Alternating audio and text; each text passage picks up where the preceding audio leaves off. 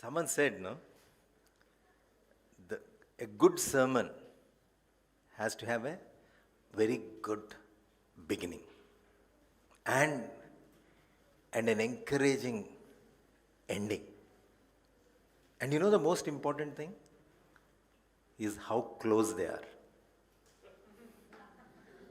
So let's see. Let's try and make it as close as possible. So children, you're ready for a story? Huh? Yes. So nice to see so many children today.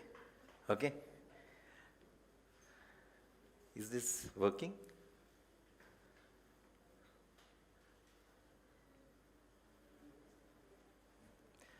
Okay. I think let's figure this out whether it's working or not. I don't think this is working. Okay, there was a man who's, when he's sleeping, in the middle of the night, then the bad demons, they used to come and knock on the door and they used to come and trouble this man, and this man was getting very, very disturbed. Okay, this has been going almost day after day. Then he goes and shares with somebody, see, look, I'm having this problem. And he says, you know what? There is one man of God. Call him home, make him pray. Pray in your house. Okay. So he goes, requests that man of God to come. He comes to his house and then he prays. And the peace he gets, and it's so that all the disturbance goes. And then the man of God leaves. And this man goes to sleep. What happens in the night? Again the demons come, and they keep troubling him. This chap gets so disturbed. Okay, he says, then he again goes back and he asks the man of God, okay, what happened? He said, you told me to go, I went. So he says, okay, why don't you come, stay in my house? Okay, you come, stay in my house, and you go, take this room, and he gives him in the top floor in one corner. This is room, you stay here. And then he said, okay, now I am very, very happy. Now the demons won't touch me. Then he goes to bed. What happens in the night? Again, he just wakes up and is so scared. And then he goes to the man of God and said, how come you are here and I'm still not getting sleep? He says, you told me to stay in that room, I stayed in the room. He said, no. When anything happens, come out. Okay? So next, again, that night again he sleeps. Okay? Again the demons come and tuck. Then he says, he shouts and this man of God comes and the demons, they just leave. He says, how is it? How can I have sound sleep? He says, shall I give you one good idea? He says, man of God. He says, give this house to me. I will decide how this will run. Okay? And you listen to me and let's see what happens. Okay? Okay. He says, okay, this house is yours. These keys are yours. And the name board also changed outside. And this guy sleeps. Guess what? He sleeps soundly. The demons come, about to, wrong address, and they go. Okay? So that's the story which we'll look at. See, this is the passage which we'll look at. Yeah? At height. I think that system has to come up. Come to me, all you who are weary and burdened, and I will give you rest. Okay? So, how many of us want rest? Only few hands. Okay. See, the way demons are troubling and all that, no? The demons will trouble everyone. Okay? And Jesus said that I have come and have conquered. And we sang that song, Vinci reminded us, a perfect lamb. The perfect lamb sacrificed, and he brought us salvation. And that Jesus is saying, come to me and I will give you rest. Okay? So can somebody give me my laptop then otherwise? Or shall I connect? Okay. Seeking rest in Jesus. Okay? How many hands went up? Okay. So now, shall we complete that passage? Huh? Okay. Let's complete that passage. Come to me, all you who are weary and burdened, and I will give you rest. Then it says, take my yoke upon you and learn from me, for I am gentle and humble in heart, and you will find rest for your souls. For my yoke is easy and my burden is light. So, if you are seeking rest in Jesus, let your life be yoked with Him. Okay? That is our talk today. Okay? Let's pray. Father, we thank you, Lord. Thank you that you reminded us, Lord, it's not about what we have done. It's about who we are. Because it's about who you are that defines what you're going to do through us. So this morning, I want to thank you and praise you, Lord, for this amazing privilege that we get a call from you, that Jesus calls us to give us rest. So Lord, as we look at this invitation of Jesus to come to Him and find rest, Lord, I pray you will speak to us. Open our hearts, open our minds. Teach us, Lord, what you would want to teach us. So Lord, I pray that we will not only find rest, that we'll be able to share this rest with people around. We want to submit this time together into your hands. Help me, Holy Spirit, as we together walk through this. In Jesus' name we pray. Amen. Okay. Come to me, all you who are burdened, weary and burdened, and I will give you rest. It is a grace-filled call. Means it is not qualifying that only you people can come, or only those people who are doing well, only those people who are behaving well. Okay? It is everyone, whoever it is, just come to me. Means the kind of open-ended invitation, and not looking at what we have done. Okay? The song that we sang, it's beautiful. Okay? It's not looking at who we are. Just, are we hearing that call? And are we ready to come? Okay? Because it's an invitation. Because there is nothing that we can do to rest our souls. There is nothing that we do that can give us hope, that can give us a future, okay? Assurance, which absolutely impossible for any of us to get it on our own, okay? So Jesus is giving us an invitation, come to me. So, but this call is not only inviting us to come to find rest in Him. If you see the total call, it tells, come to me. It tells you how to find this rest. Okay? Take my yoke upon you and learn from me. For I am gentle and humble in heart, and you will find rest for your souls. For my yoke is easy and my burden is light. Okay? Take my yoke upon you and learn from me.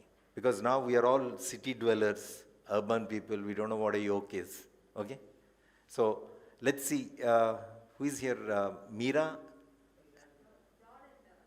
John and, come. Okay? Let's see. The closest to a yoke we'll see. Because what is this yoke? Huh?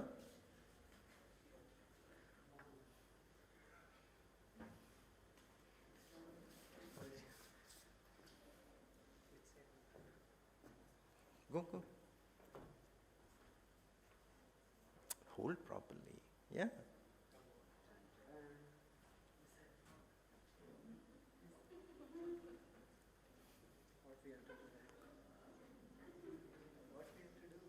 Go back, go back. Yeah. There was no proper practice, huh?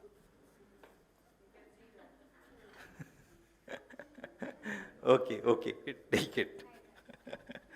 Okay, this is the best I can come up with for us to see what the yoke is. Okay, so this is, look at this bag. Consider that this is the bag of the yoke of Jesus. So yoke generally has a bar like this, okay, and a central plough, where on both sides of the yoke it is tied to two oxen, okay. And as they move forward, the farmer puts the foot on the plough and it ploughs the land, okay. So that yoke on one side, if Jesus is saying, come take my yoke upon yourself, on one side, Jesus is taking the yoke. Okay. And on the other side is our invitation.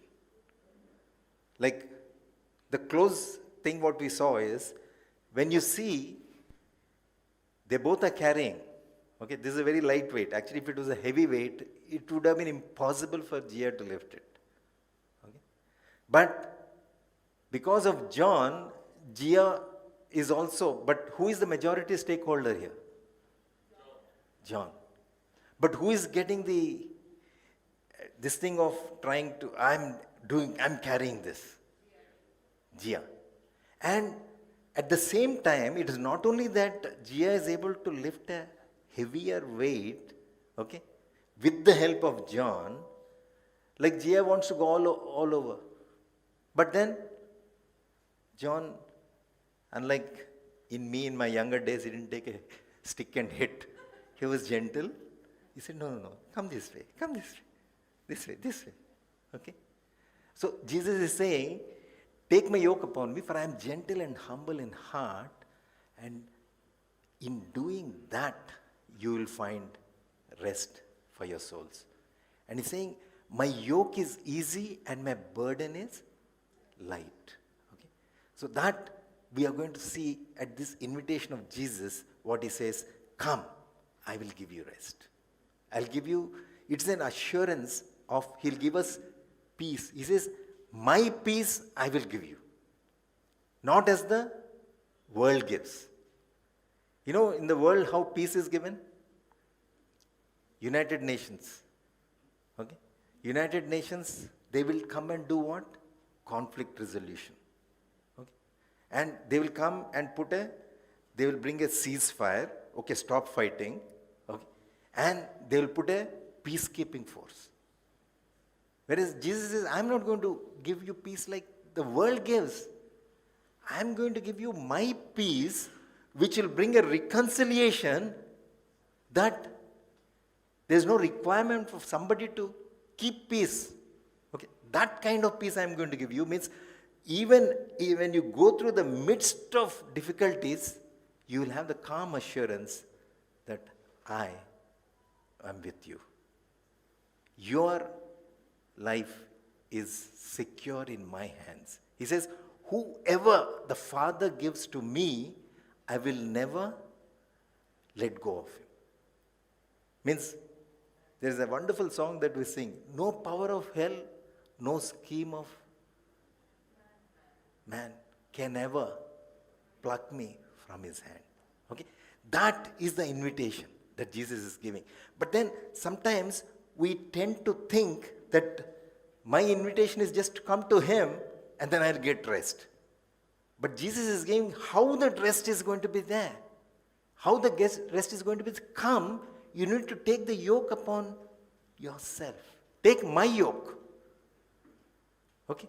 So, if you look at what could be the yoke of Jesus, because he goes on to say, I'm gentle and humble because I'll teach you. I'll teach you. Not that I'll just give you my yoke and say, okay, do the work. I'm not only carrying the majority of the load, but I'm also alongside you and I'm going to lead you, guide you, then you'll find rest. Okay? So, what could be the yoke of Jesus? What is his burden? Why did Jesus come? He came to rescue mankind. Because mankind was absolutely going all over the place because they did not turn to God or they walked away from God, and Jesus came to bring them back into a relationship with God. And that is his burden. And he doesn't want anyone, because if we continue like this mankind is going to go for eternal destruction. And Jesus doesn't want that. He doesn't want anyone to go and perish. He wants everyone to be restored. But there's a huge cost to pay for that. Because somebody had to die for this penalty that the whole mankind was facing, and Jesus paid that penalty. Jesus paid that penalty, and then on the cross, as he was giving up his life, he said, "It is finished." That means, for what purpose I have come, I have done. That means, all the penalty that was required to be paid to remove sin from this world, I have paid. And he demonstrated that by rising again, third day from the death. And then, before he went back, he is now sharing his burden to his disciples. That is what we talked about last week. What was that? All authority in heaven and on earth has been given to me. Therefore, go, make disciples of all nations. Basically, bringing them, teaching them to observe everything that I have commanded you. And he's promised them that I will be with you. So basically, the unfinished mission, if I can say that, though Jesus said it is finished, okay, the unfinished mission, Jesus left it for us. Isn't that amazing? Means if Jesus wanted, he could have finished it. Like if John could have carried the whole bag by himself and Gia could have walked. And Gia will have no role in that. She'll not get a thrill of, oh, I have helped Dada in carrying the bag. She won't get that. Okay? Now Jesus is giving that invitation for us, saying that for you to find actual, real fulfillment and rest is that you come alongside me and carry my burden, which is not a burden at all. Because I am the majority stakeholder. It is my mission. And it is my responsibility. I am more concerned about these people than you will ever be. So that is the invitation that Jesus is giving.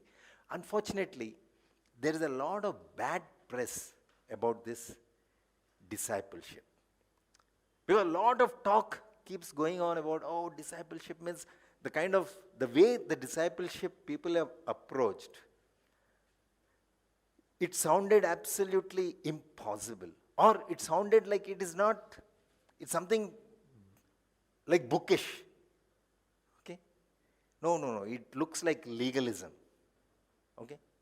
Disciple means if I have to follow some disciplines, this is like I'm obeying rules. But God is all about grace. Okay? So there is a fine line that differentiates legalism to discipline. There is a very thin line. That's why we have to walk very cautiously. That's why there is a grace call. The thin line that distinguishes whether the disciplines that we are going to follow will fall under legalism or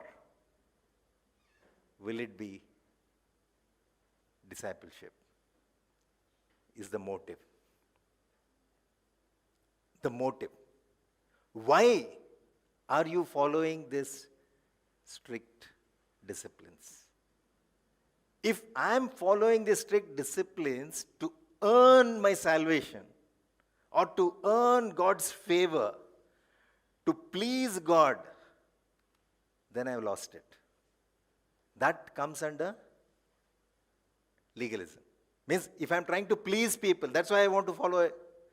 But having received this grace invitation of Jesus, having understood what unconditional love that God has put into my heart, and that love propels me, or that love drives me to put my life in order, the motive is completely different.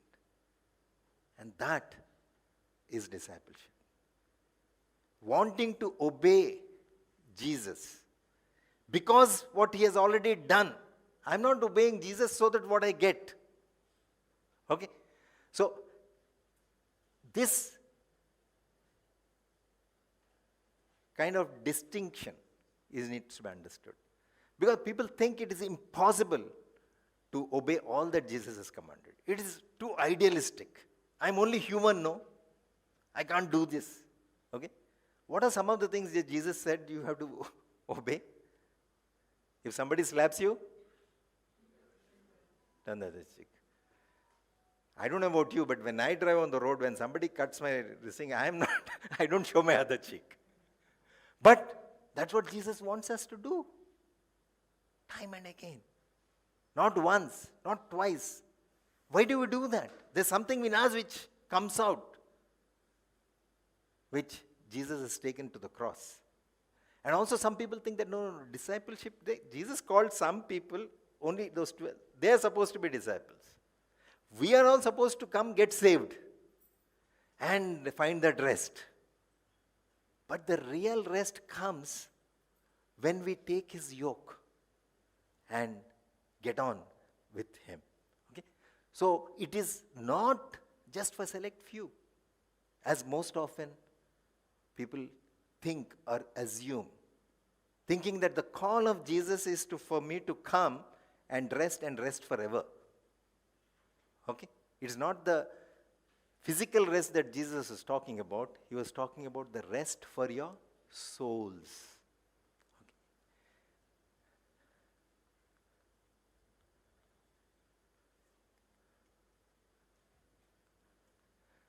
The fact about discipleship is, it's not that it is tried and found wanting. That all talk about discipleship is difficult, is all the people who have never even attempted discipleship. And or some people who have attempted discipleship in a completely warped way because of whatever, the conditions, the situations, the leadership, or whatever. So it's not, that is one of the reality why it got bad press. Or it sounded too outlandish, so just left untried.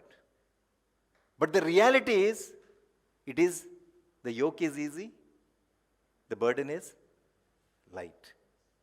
That, because this is what Jesus is saying. Take my yoke upon you because I am gentle and humble. Okay? And my yoke is easy and the burden is light. And what is the burden?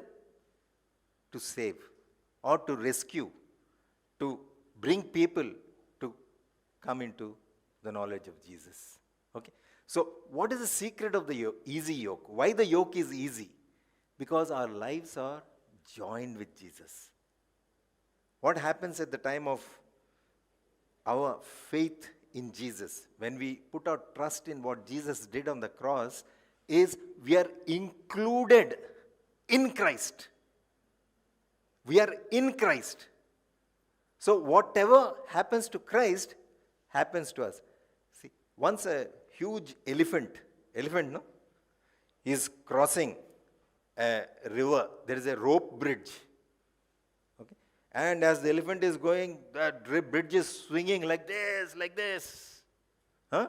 Can you imagine, children? So, there is an ant sitting on the elephant near the ear. says, see how we are swinging this bridge.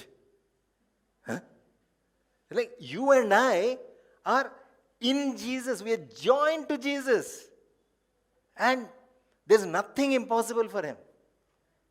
And when he starts doing, and then we also can feel like, oh, means the testimonies that they come out with the deliverances that we see, impossible things that God makes possible, that we can,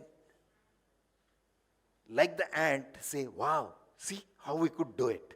Why? Because of our lives joined with Jesus. And Jesus is not a person that condemns us when we go wrong.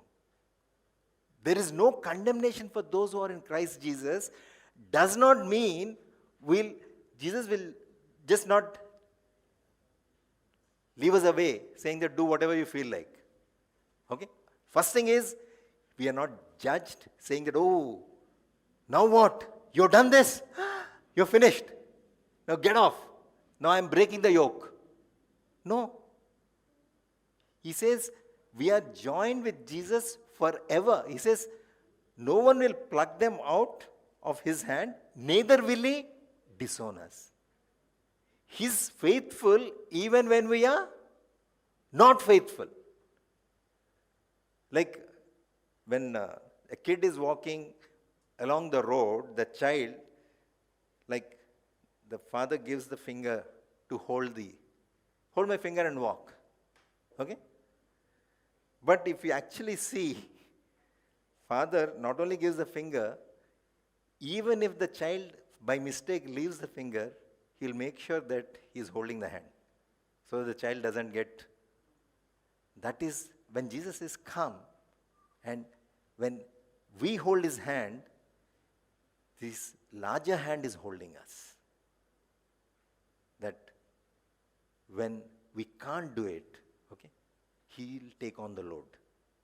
He will take the load. But what is required is, are we still there? Are we still with Jesus? And his yoke is not a standard size. That okay, for some people it fits, mine is 40. Huh? So 42 may become loose, 39 I can squeeze in, shirt size. But Jesus has custom yoke for each and every one of us. Why? Because he became like us. He went through life as a human being. He perfectly sympathizes with each and every weakness. Each of us is different. And he knows us. And his relationship, his joining with us will be absolutely customized. So it's going to be a perfect fit. Not only that, it will be like when you wear shoes which are not perfect fit, what happens? Huh? Children, did you wear shoes which are very tight? What will happen? You get cons. Huh? You get shoe bites. Where it doesn't, this yoke is not like that. Okay? Suppose, children, Jesus is the superhero. You know that song? Huh? Now, Jesus says, you come to me, I'll give you my cloak. That Superman wears the cloak. You wear the cloak, then you get the power to do anything or only good things? Only good things. Only good things. Huh? If the Superman tries to do something wrong, the cloak will be taken away. Huh? So Jesus wants to give you the cloak. Putting a yoke is, come on, come with me, then I will give you power to do things which are not easy. Things which are difficult, which you can't do, I will enable you to do. But only thing is, keep the cloak. That means, the Superman has got S, no? So we'll put J. Huh? So wherever you go, Now, but when you wear J, you have to be good. Sometimes it is not easy to be good. Okay? Sometimes, what do you say, no? the Bible, there are commandments. Okay? What is the commandment that says about parents? Honor your father and mother. So the Sunday school teacher asked the kid, what does it say with respect to your brother or sister? This is for those who have got. It says, do not kill. Huh? But when you put that J, is that God is doing something in us and He will enable us, even when our brother is not behaving well, we'll love the brother. Even when your friend has done something nasty, you'll go do good to that friend. Okay? So that He gives a yoke, He gives a cloak for each of the kid, the yoke for each of us, which fits us, so that the lives that we live will not only be restful, but they will be fruitful. Okay? Not only that we are rested, forget about our rest. That is assured. He says, now you are going to be fruitful in bringing so many people into the same rest that Jesus freely invites us. Okay? So what is making of disciples? It's just a 4-step process. First is hear the call of Jesus and follow Him. Jesus said, come. He called the disciples, they just followed Him. And then, when you follow Jesus, that means you are hanging out with Jesus, you are spending time with Jesus every day. And then, when you hang out with somebody, you don't hang out in silence like not doing anything, maybe like see, John sits with his mobile and doesn't talk and all that. No, it doesn't be like that. Okay? So, Jesus will be continuously be engaging. Some of us are in our own thoughts. But Jesus is not like that. When we spend time with Him, He speaks. Our God is dead. We saw, what that song that we sang? Christ is risen from the dead. He's alive. Dead people don't talk. But He's alive, He keeps talking. So, and He keeps teaching. So we must hold on to all His teachings. That's why we must read our Bibles regularly. That's why we must pray. Children, how many of you read your Bible every day?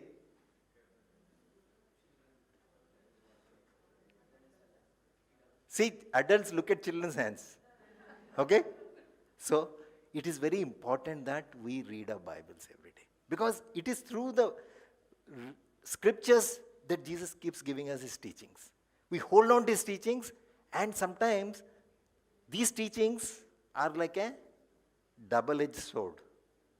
Okay? They test the motives of the heart. Okay? And that time, instead of just putting a covering or be open.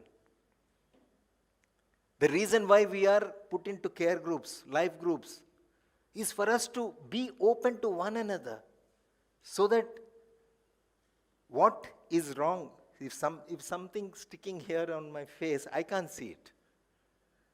But my buddy can see it.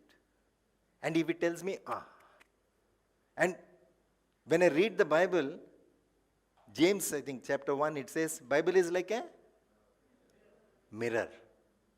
So when you look at the mirror, what do you see? Your face. Okay?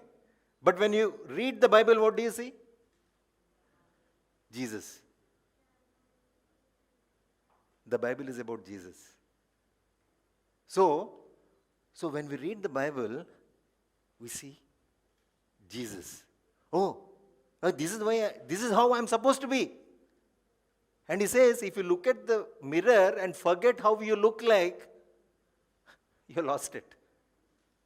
So when we read the Bible, it shows our reflection which God intends. What is God intending for each of us? To become like Jesus. So, Bible reading, having care groups, it is for us to be corrected. And what we learn, we don't keep it to ourselves. And we pass on. We take somebody else. Okay? The question that we need to ask ourselves is, who am I being discipled by? Or am I being discipled? And who am I being discipling? See, it is only disciples who can make disciples. It's a cloning process. Okay? So, the way the God's kingdom advances, the kingdom of God advances, is through making of disciples, which begins with ourselves. When we follow Jesus, we don't follow Jesus to get stuff from Him, which anyway He gives. Okay? Not just to rest in Him, which anyway He gives, but to be yoked with Him, to become His disciple, so that we reproduce ourselves in the lives of others.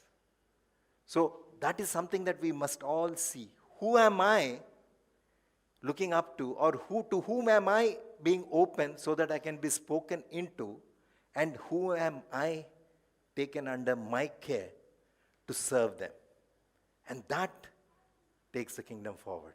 That builds the church. Okay. What did Jesus say about building the church? I will build my church. Okay? And then what are we supposed to do? You go make disciples. Then what we think? Oh, let's build the church. Jesus, you make disciples, na?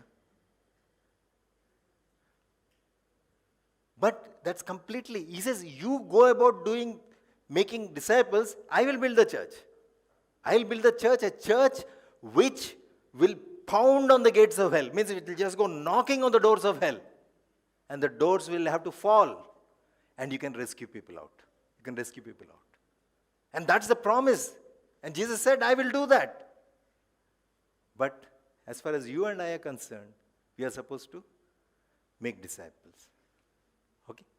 So, friends, let's not take this call to make disciples as some drudgery or some kind of a restricted thing that is being put on us.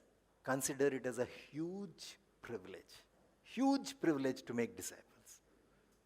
Because we're getting to partner with Jesus, the King of Kings and the Lord of Lords. One day He's going to reign and rule. And now He is calling us, why don't you come, partner with me? Take my yoke is basically, come alongside me. Let's do it together. It's such a wonderful privilege. Children, if Jesus asks you to come, help me in doing something, will you like it or not? Yes? Or do you think, oh, what Jesus, you're making me work like this? Huh? Or you say, Jesus is so exciting, come, let's do it. Yeah? It's invitation to, and we get to share in His authority. Like what did He say? All authority in heaven and on earth has been given to me. Okay? Now I have got authority. My authority has to be exercised by people. And you are the chosen people. I want you to take my authority. And when you go lay hands on the sick, they'll get well. You cast out demons, they'll go. And you pray for people, they'll get delivered. And this is the authority that is given us. Let's take it as a huge privilege that we get to partner with Him and take His authority, and His ever-dwelling presence is in us, the Holy Spirit. He comes to stay. He comes to stay. He says, I will not leave you, not forsake you. And because of the Spirit who dwells in us, this is the same Spirit who worked in Jesus rising from the dead.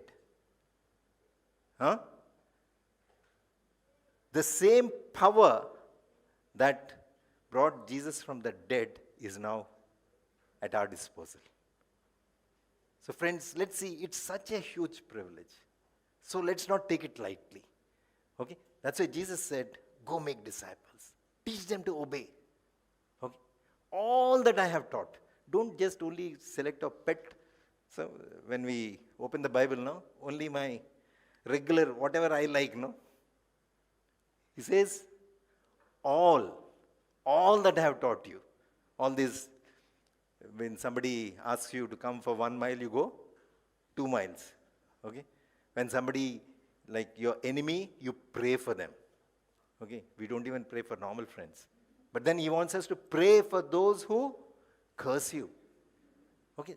And all that, every bit of it, he says, first of all, you do that and you teach them. And to do that, it's impossible. In our own strength, we cannot do it. That's why he's giving the assurance that I will be with you always. This is and he's given us the Holy Spirit to really assure us of that, to remind us of that. And he says, he will remind you of all that I have taught. We don't have to say, oh, Ajay, what do you think I should do? Holy Spirit will tell you, hey, what you're doing is wrong. Don't do this. Okay? And Holy Spirit is always with us. That is not only a promise, it is also a warning. That means you go to the places you're not supposed to go, Holy Spirit is going with you. You're doing the stuff you're not supposed to do, Holy Spirit is watching. Okay? Children, do you know that? All the time. So it's a promise, but it also tells us that God is watching over us. Okay? So in a school hostel, they put apples and all those things. No, there's a buffet. They were going on the apples. The teacher put, no, God is watching. Take only one apple. Okay. Then there is at the end there is a chocolate chip cookies. One kid wrote, take as many as you want. God is watching the apples. It's not like that. God is watching all of us. He watches every one of us, every moment. Okay? Children, so God is watching when you are doing right, when you are not doing right. When you are not doing right, actually, if you carefully listen, there's a voice which says, no, don't do that. Don't do that. But we just press on. Okay, that's not only for children, for us. It's more for us. Okay. So, before I close, okay, let's look at the cost of non-discipleship. Generally, we only talk about discipleship, okay? There are 2-3 verses Jesus gave very clear. He says, whoever does not take up their own cross and follow me is not worthy of me. Means whoever finds their life will lose it. But whoever loses their life for my sake will find it. That means I don't come to Jesus to find rest and live life on my own terms. If I come to Jesus to find rest, then I surrender my life to Jesus. Jesus, now this house is yours. Change the name board. Okay? And I can rest peacefully. When I live under the Jesus' house, I'll have to do what Jesus tells me. That's his house. Otherwise, he'll kick me out, no? Huh? But he's a gentle and humble teacher. He will teach us step by step. And Matthew 7:22-23. On that day, many will say to me, Lord, Lord, did we not prophesy in your name and cast out demons in your name and do many mighty works in your name? And then will I declare to them, I never knew you. Depart from me, you workers of lawlessness. These are very, very, very kind of dangerous verses, which we tend to skip over. Okay? Cost of non-discipleship is so huge. At least for that reason, we should become disciples. But then, Jesus wants us to come because of his grace. Don't come because you're being... But this is a reality. He says, and everyone who hears these words of mine and does not do them will be like a foolish man who built his house on the sand. And the rain fell, and the floods came, and the winds blew and beat against that house, and it fell. Great was the fall of it. Okay? Because the house was built on the sand. If the house should not be falling like this, the house should be built on what? Children? And who is the rock? Jesus. And how do you build your house on the rock? Those who hear my words and do them, obey them. Okay? So God's goal is to make us little Christ. That is his goal. When he says that, we know that in everything, God works together for the good of those who are called according to his purpose. That good is this. That good is not, I should get my promotion, my bank balance should go up, okay, everybody should put me on a pedestal and worship me. That is good in our sense. The good in God's sense is to make us more and more like Jesus. Means he will use the good things, bad things, ugly things, failures, everything God will use to change us to become more like Christ. Okay, that is his assurance. His goal is Christ-likeness. So Jesus is saying, like, walk, I am the light of the world. So walk in my light. So look at everything through I will give you the light, you walk in my light, and then you will have the light of life. So as we walk in the light of Jesus, then we will have, we will become, you are the light of the world. Jesus goes on to say that. Okay? And not only that, he says, you will also be salt. When we walk in his light, we will be salt and light. And salt and light will, what will salt do to food? Have you tried, children, have you had biryani without salt? How does it taste? And how much salt do you have to add to make that biryani absolutely great again? A little bit of salt. And you and I are the salt for the people outside. Means people who don't know Jesus, you are the salt. And you are the light. As long as we walk in his light. There is a conditionality to that. Okay? So, let's the worship team come. So, what our takeaway today is Jesus is inviting us to come to him. No matter where you are, no matter what you've done, no matter what season you're going through, this is an invitation. He says, I will give you rest. Come. He says, come to me, and the rest that you're going to get will be as you yoke with me. Take my yoke upon you. Children, take my cloak.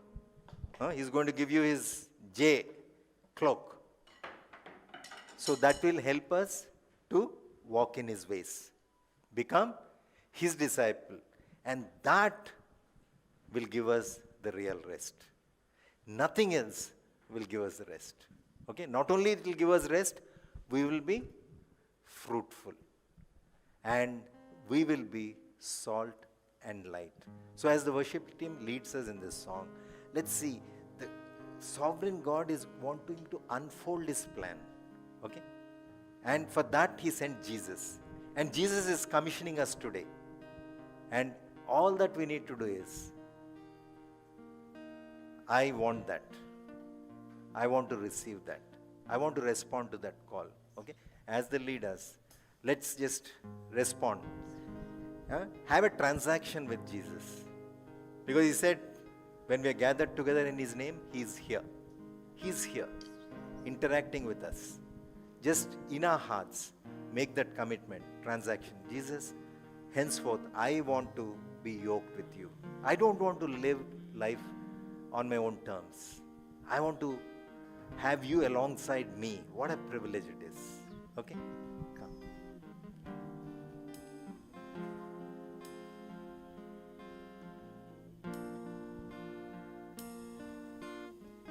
Father of creation, unfold your sovereign plan.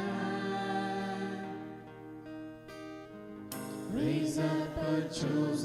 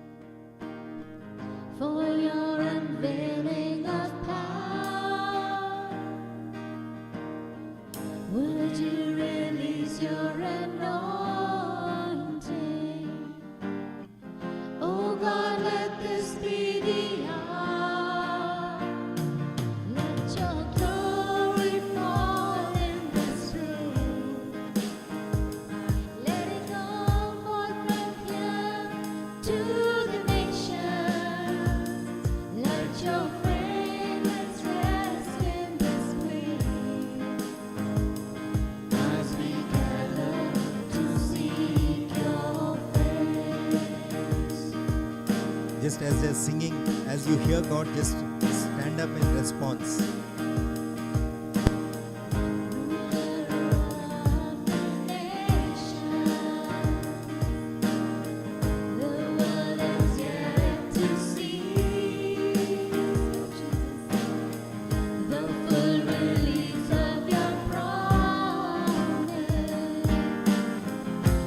Church in victory. Turn to us, Lord, and touch us. Make us strong in your might. Yes, Master. Overcome our weakness, that we should stand up and fight. Let your glory fall in this room.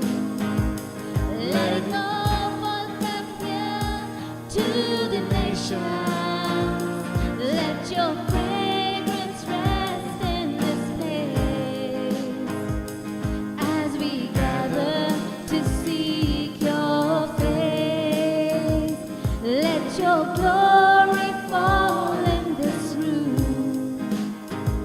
Let it go from here to the nations. Let your fragrance rest in this place as we gather to seek your face.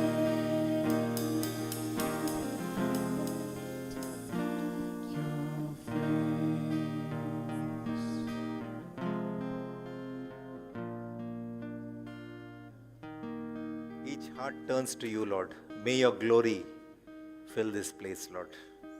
As our hearts turn to you, as we make this commitment, as this resolution that we want to be yoked with you, Lord. You're offering us your yoke. What a great privilege that the King of Kings and the Lord of Lords wants us to partner with him. Lord, we don't want to miss out on this amazing opportunity that you're extending to us. Thank you that, Lord, you're assured us your presence always, Lord. And you're the majority stakeholder. You will do the main weightlifting and we get the credit. So teach us to really say yes to you.